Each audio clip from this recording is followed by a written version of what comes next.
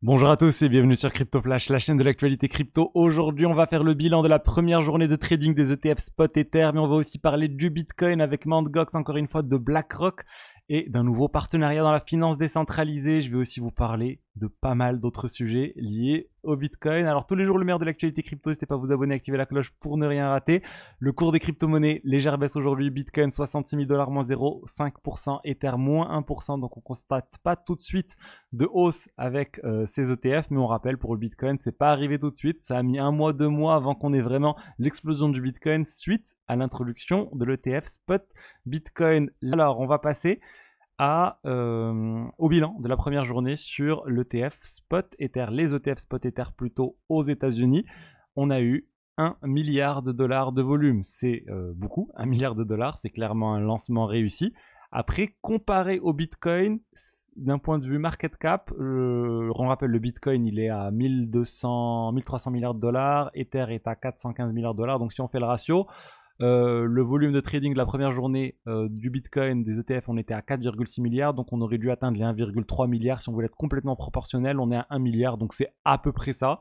C'est pas exactement ça, mais c'est tout de même intéressant de voir qu'on a bien cet ordre de grandeur là, et du coup que les investisseurs sont présents, le lancement est réussi, et on peut même constater en fait que à part Grayscale qui a perdu 480 millions de dollars suite aux investisseurs qui vendent de ce fonds parce qu'il y a des frais très élevés, on parle de 2,5%, et ben l'ensemble des autres fonds ils gagnent de l'argent, et principalement BlackRock avec un inflow, donc une entrée d'argent de 258 millions de dollars, c'est notable. On a Fidelity aussi 137 millions de dollars, plutôt 71 millions de dollars.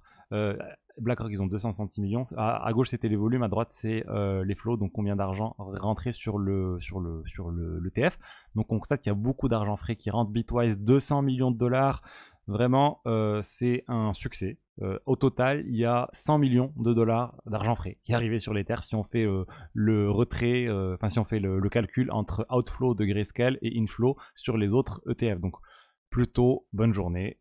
Pour les ETF Spot Ether, on ne constate pas, comme je vous le dis, encore d'impact, mais pour moi, ça va arriver. C'est juste une question de temps. On est au tout début. Je suis sûr qu'il y aura des milliards et des milliards de dollars de plus dans les ETF Spot Ether. Ça va arriver prochainement. Et maintenant, la question, c'est vraiment que tout le monde se pose, ça va être quoi le prochain ETF? Beaucoup d'indications semblent indiquer Solana, mais c'est encore trop tôt. Il faut qu'il y ait le changement d'administration. On n'a pas vu d'autres demandes vraiment similaires, crédibles comme celle de Solana, mais je pense qu'il y en aura d'autres, et c'est pas la fin des ETF pour les cryptos. Je pense qu'il y en aura beaucoup d'autres, et on aura des mix aussi, des ETF où il y aura du Bitcoin, de l'Ether, du Solana et plein d'autres. Ça va permettre d'être exposé simplement aux crypto-monnaies pour les investisseurs lambda ou les institutionnels. Ensuite, on va parler de Ferrari. Ferrari, ils avaient annoncé accepter les cryptos aux États-Unis, et là, ils annoncent qu'ils vont s'étendre en Europe. Donc, on va pouvoir acheter des Ferrari. Bon, je ne sais pas combien de personnes ça va concerner sur cette chaîne, mais voilà, vous allez bientôt pouvoir acheter vos Ferrari en crypto, ce qui est pas mal. BTC, Ethereum, USDC. C'est normal, hein, je trouve que les constructeurs automobiles acceptent ce type de choses, surtout les constructeurs de luxe. Il y a beaucoup de personnes qui ont un certain niveau de crypto qui peuvent se permettre ce type de voiture, et du coup c'est juste un marché auquel ils sont en train de s'ouvrir, et des personnes qui vont être crypto natifs qui ne voudront pas, on va dire, sortir l'argent sur leur compte en banque par exemple pour ensuite racheter une voiture. Ils pourront faire ça directement en crypto. C'est une bonne chose, ça montre un peu l'adoption des crypto-monnaies dans les hautes sphères. Ensuite, on va parler de BlackRock. Et BlackRock et du jeton Ethena. Est-ce que vous connaissez le projet Ethena? Je vous en ai pas mal parlé. C'est un projet qui permet d'avoir un rendement assez important sur des stablecoins, sur un dollar synthétique actuellement. Et ce projet a une réserve. Ils ont une réserve de 75 millions de dollars qu'ils peuvent utiliser en cas de coup dur, en cas dans leur version, dans leur stratégie. 45 millions de dollars plutôt. Et ils ont aussi 250 millions de dollars qui est en collatéral en plus par rapport à leur dollar synthétique, l'USDE. Et là, ils se sont dit, on a du coup à peu près 300 millions de dollars qu'on a besoin de placer. Comment on va les placer? Et ils ont invité les gens à venir proposer où placer cet argent. Et qui a répondu présent? Et ben c'est BlackRock. BlackRock, ils ont fait une proposition pour capter une partie de tout ça grâce à leur collaboration avec Securitize. Ils ont un fonds tokenisé qui permet d'être exposé tout simplement au bon du trésor américain via BlackRock. C'est fait sur le réseau Ethereum, et ils ont proposé à Ethena de venir placer leur argent ici au lieu de le laisser en USDT qui ne rapporte absolument aucun rendement. Donc on voit bien que BlackRock toujours présent dans les cryptos, dans les finances centralisées, très présent dans les ETF. Là, ils sont en train d'aller dans la tokenisation et le président de BlackRock avait dit que pour lui, vraiment, l'avenir, c'était la tokenisation. Et là, c'est un exemple précis de tokenisation d'actifs. Là, c'est les bons du trésor. Ils ont plus de 500 millions de dollars dans ce fonds et ils comptent en avoir beaucoup plus. D'ailleurs, le jeton ENA, qui est le jeton de gouvernance associé à Ethena, a pas mal pris. On parle là de 11% sur les dernières 24 heures. C'est un jeton où il y aura, au bout d'un moment, une certaine répartition de la valeur créée sur l'écosystème Ethena. Donc, j'imagine qu'une partie du rendement va être donnée aux détenteurs du token ENA qui vont le stacker. Mais pour l'instant, ça va venir, mais on n'y est pas encore. Donc voilà pour Ethena, on a vraiment parlé de pas mal de choses. Qu'est-ce qu'il y a eu d'autre aujourd'hui? On a eu Proton Mail. Je sais qu'il y a beaucoup de personnes aussi qui utilisent Proton Mail. C'est très connu, c'est un fournisseur de mail qui est connu pour l'aspect sécurité. Ils ont une offre gratuite, vous pouvez souscrire. Ils ont aussi une offre premium et c'est les gens qui souscrivent à l'offre premium qui permettent à Proton Mail de tourner. C'est ça qui permet vraiment de ne pas avoir de publicité, de fonctionner, de payer les salaires, etc. Et là, ils viennent d'annoncer qu'ils lançaient un wallet Bitcoin, un vrai wallet Bitcoin, un wallet self-custodial dont vous êtes maître des clés.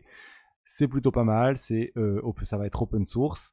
Et l'idée, c'est de simplifier l'usage de l'utilisation du Bitcoin, aussi de pouvoir envoyer simplement du Bitcoin aux autres membres qui sont sur Proton Mail. Donc ça va être une simplification. Si vous voulez envoyer à quelqu'un qui a une adresse Proton Mail, ça va être assez simple. Et voilà, c'est encore moi j'ai envie de dire une décentralisation sur les wallets Bitcoin. Parce que je pense qu'il n'y a pas suffisamment de wallets open source de haute qualité sur le Bitcoin. Il faudrait qu'il y ait plus de diversité au niveau des wallets, mais aussi au niveau des nodes, c'est-à-dire des logiciels qui font tourner les nœuds Bitcoin. On a globalement une seule implémentation qui est la plus utilisée. Il faudrait que ce soit un peu plus décentralisé, comme ça en cas de bug, ça ne crée pas un bug total sur tout le réseau Bitcoin. Donc voilà pour Proton Wallet, ils ont déjà leur compte Twitter. Et sinon, vous allez directement sur proton.me/wallet et vous trouverez l'information. Et ensuite, restons sur le Bitcoin avec Jeff Garzik, un développeur très connu du Bitcoin qui a lancé sa propre solution de niveau 2 sur le Bitcoin pour ramener l'exécution de smart contracts sur le type, ça va être une EVM, globalement une Ethereum Virtual Machine. Les smart contracts qui tournent sur Ethereum, sur Avalanche et sur les divers EVM vont pouvoir tourner sur cette nouvelle solution qui s'appelle EMI. C'est déjà disponible en testnet et ça va être lancé sur le mainnet prochainement.